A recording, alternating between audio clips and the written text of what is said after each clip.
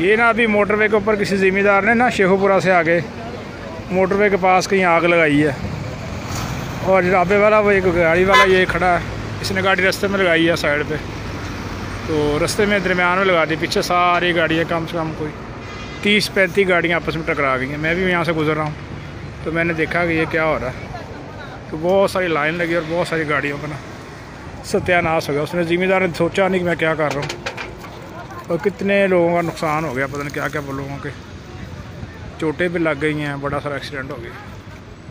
ये देखो गाड़ियाँ कैसे टकराई हैं। ये अभी जुमे के बाद का टाइम है, मैं इधर से गुजर रहा, फैसलाबाद से लाहौर जा रहा था, तो ये देखा मैंने क्या हाल है इसके रास्ते में। अल्लाह बचाए, उस बंदे ने सोचा नहीं कि मैं क्या कर रहा हूँ। थोड़ी सी आग लगाई है, सारी गाँव उसकी तरह आग लग गई है, दरख्तों वगैरह में सारी गाड़ियाँ टकरा गई आपस में, बहुत सारे लाइन लगी हुई।